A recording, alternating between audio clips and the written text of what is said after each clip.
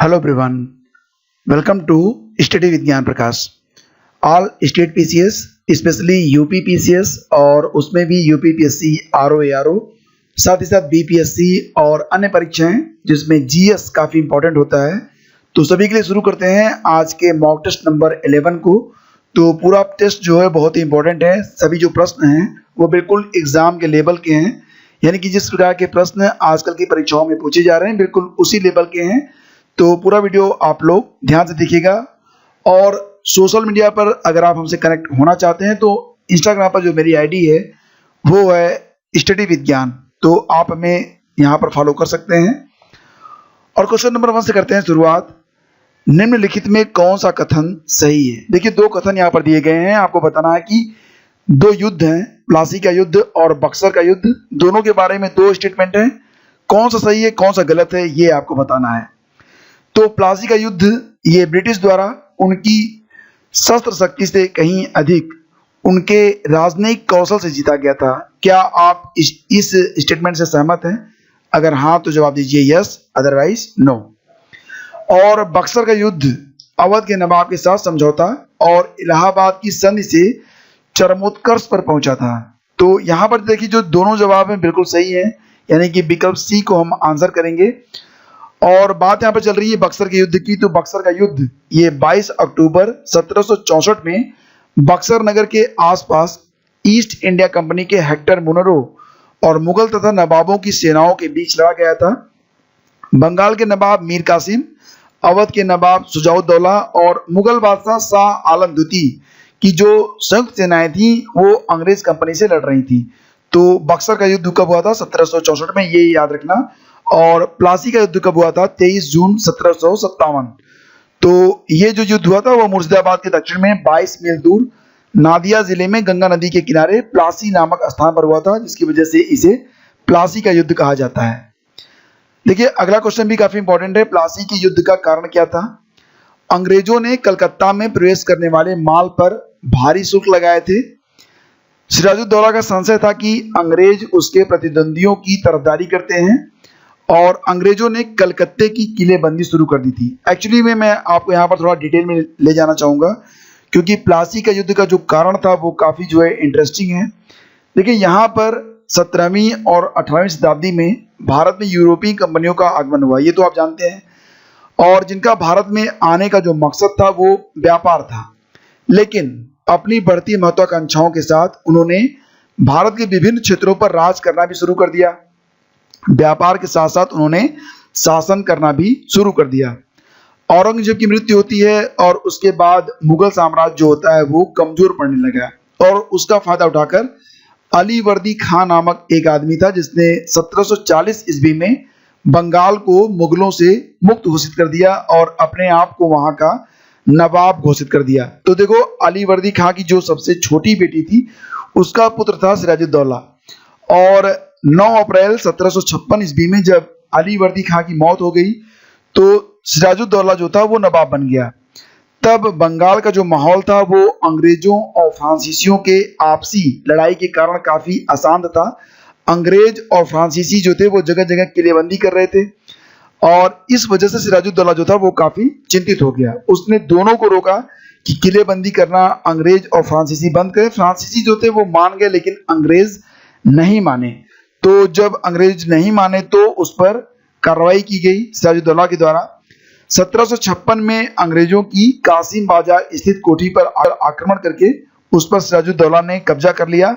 और फिर 20 जून 1756 को कलकत्ता में हुगली नदी के निकट फोर्ट विलियम किले पर भी अपना आधिपत्य कर अंग्रेजों को वहां से भागने पर मजबूर कर दिया और अंग्रेज गवर्नर ड्रेक को फुल्टा द्वीप पर जाकर शरण लेनी पड़ी थी।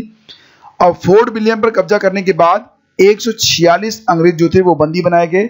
इनके साथ बहुत अधिक जो क्रूरता थी वो बरती गई थी। एक छोटे से कमरे में सबको बंद कर दिया गया और अगली सुबह तक एक रात में ही सभी लोग उसमें मर गए। मतलब 23 लोग ही केवल उसमें जीवित बच सके। तो बचने वालों में एक था हालवेल, वो गया अंग्रेजों के पास और उसने पूरी बात बताई। तो बस यही जो वजह थी वो आगे चलकर मतलब ये जो युद्ध हुआ उसकी मुख्य वजह बन गया। ठीक है, तो प्लासी के युद्ध का कारण जो था वो यही था कि जो किलेबंदी थी वो अंग्रेजों की, और फ्रांसीसियों की सिराजुद्दौला उसे रोकना चाहता था। जब वो लोग नहीं रुके, खासतौर से अंग्रेज नहीं रुके, तो उस पर कार्रवाई की गई और कार्रवाई के बाद ये युद्ध हुआ। अब देखो सूची 1 को सूची 2 से आपको सम्मिलित करना है और ऐसे क्वेश्चंस बहुत बार यूपीपीएससी पूछ रहा है। नीलगिरी जो जीवमंडल रिजर्व है ये कहाँ पर स्थित है, ये आपको बताना है। मानस, पंचमढ़ी और सिमलीपाल। देखो जो नीलगिरी है ये असम में नहीं, तमिलनाडु में स्थित है। ऑप्शन 3 इसका सही जवाब है। मानस ये जो है असम में है, पचमढ़ी मध्य प्रदेश में, और सिमलीपाल कहाँ है, सिमलीपाल उड़ीसा में है। तो दो बातें यहाँ पर आप ध्यान देना। 1986 में सबसे पहले तमिलनाडु, कर्नाटक, केरल में संयुक्त रूप से नीलगिरी क्षेत्र में जीव आरक्षित क्षेत्र जो था वो घोषित किया गया था। अब उससे भी इंपॉर्टेंट है नोट 2, इसको भी आप ध्यान से देखो। 1972 में भारत में वाइल्ड लाइफ एक्ट पारित किया गया था। कब? 1972 में।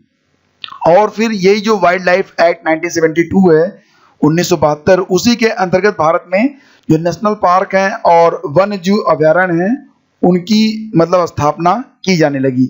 तो ये दोनों पॉइंट्स काफी इंपॉर्टेंट हैं, दोनों को आप याद रखना। अच्छा ये बताओ कि हरित डाटा केंद्र क्या होता है? हरित डाटा केंद्र, इसको क्या बोलते हैं? जीडीसी। ठीक है, जीडीसी, ग्रीन डेटा सेंटर। ये क्या होता है?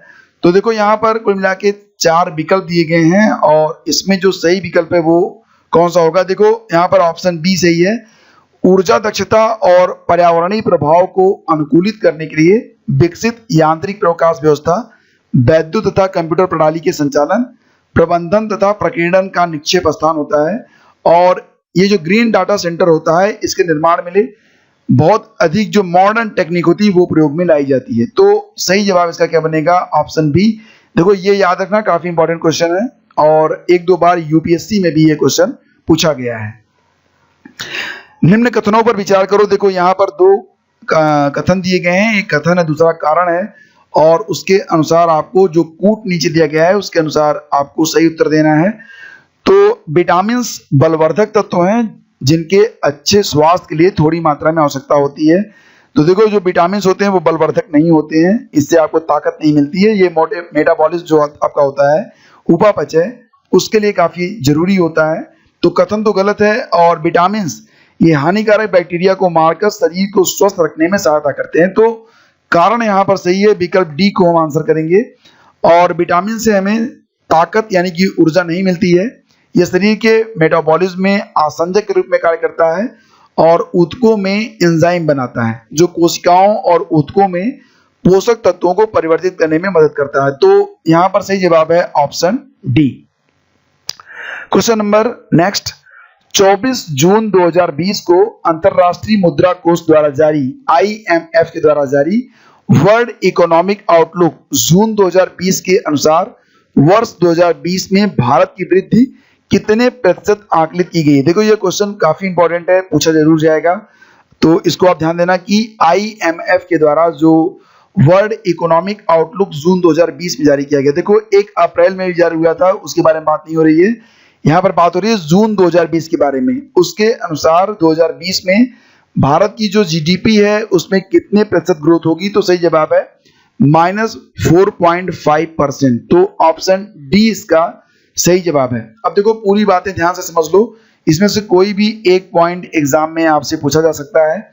24 जून 2020 को IMF ने वर्ल्ड इकोनॉमिक आउटलुक जून 2020 जारी किया था। तो वर्ल्ड इकोनॉमिक आउटलुक ये जून 2020 वाले की बात यहाँ पर हो रही है। और इसके अनुसार वर्ष 2020 में जो वैश्विक विकास दर है वो -4.9% रहेगी, यानी कि विकास तो बिल्कुल नहीं होनी है। और 2021 में ये 5.4% रह सकती है, ये बात कही गई है। तो ये आंकड़े बिल्कुल आप रट लेना, याद कर लेना। और ये भी बताया गया कि वर्ष 2020 में जो भारत है उसकी जो वृद्धि दर है वो -4.5 है, यानी कि दुनिया से थोड़ी सी कम। और 2021 में ये 6% रहेगी, यानी कि अगर ऑल ओवर वर्ल्ड को देखें तो भारत जो है उसमें थोड़ा अच्छा परफॉर्म तो कर रहा है। लेकिन अगर 2020 के बारे में ही बात करें तो भारत से कहीं अधिक और दुनिया से कहीं अधिक जो बेहतर स्थिति वो चीन की है। चीन की जो विकास दर है वो 1% रहेगी, यानी कम से कम ये पॉजिटिव तो जा रही है। और 2021 की बात करें तो चीन जो है वो 8.2% पर रहेगा। तो मिला जुला के जो चीन की आर्थिक स्थिति है वो अभी भी ठीक ठाक है रेस्ट ऑफ द वर्ल्ड की अपेक्षा, और 2021 में तो वो काफ़ी अच्छी पोजीशन में होगा, ये अनुमान लगाया गया है IMF के वर्ल्ड इकोनॉमिक आउटलुक जून 2020 में। 25 जून 2020 को किसने भारतीय रेड क्रॉस सोसाइटी के ई ब्लड सर्विसेज मोबाइल ऐप का शुभारंभ किया है?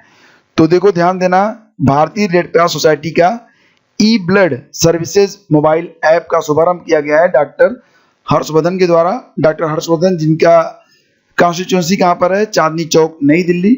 और 25 जून 2020 को केंद्रीय स्वास्थ्य और परिवार कल्याण मंत्री डॉक्टर हर्षवर्धन ने भारतीय रेड क्रॉस सोसाइटी के ई ब्लड सर्विसेज मोबाइल ऐप का शुभारंभ किया है। इस ऐप को 2015 में शुरू की गई डिजिटल इंडिया योजना के अंतर्गत centre for development of advance computing यानी कि CDAC की ई रक्त कोष टीम ने विकसित किया है। और इस ऐप के जरिए एक बार में ब्लड बैंक से 4 यूनिट रक्त की मांग की जा सकती है। केंद्रीय स्वास्थ्य मंत्री इंडियन रेड क्रॉस सोसाइटी के अध्यक्ष भी हैं, यानी कि डॉक्टर हर्षवर्धन जो हैं ये इंडियन रेड क्रॉस सोसाइटी के अध्यक्ष हैं। ये भी आप याद रखना, कभी कभी ऐसे सवाल पूछे जाते हैं कि अमुक संस्था के अध्यक्ष कौन है। फिलहाल इंडियन रेड क्रॉस सोसाइटी जो कि एक बहुत ही महत्वपूर्ण संस्था है, इसके अध्यक्ष हैं डॉक्टर हर्षवर्धन जी।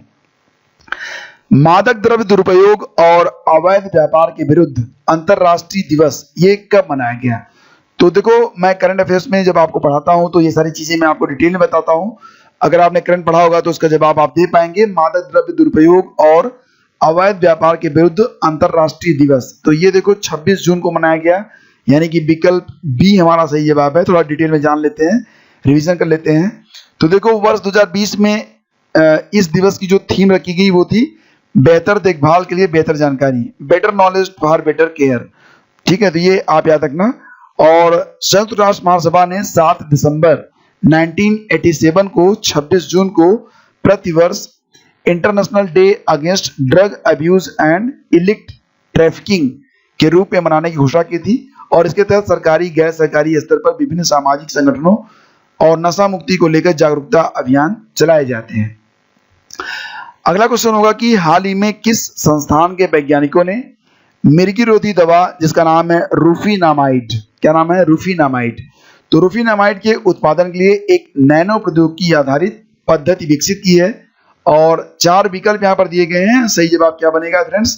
तो देखो 24 जून 2020 को जारी प्रेस विज्ञप्ति के अनुसार विज्ञान एवं प्रौद्योगिकी मंत्रालय द्वारा जारी प्रेस विज्ञप्ति के अनुसार नैनो विज्ञान और प्रौद्योगिकी संस्थान यानी कि INST के वैज्ञानिकों ने मिर्गी रोधक दवा रूफीनामाइड के उत्पादन के लिए एक नैनो प्रौद्योगिकी आधारित तथा उद्योग अनुकूल किफायती पद्धति विकसित की है।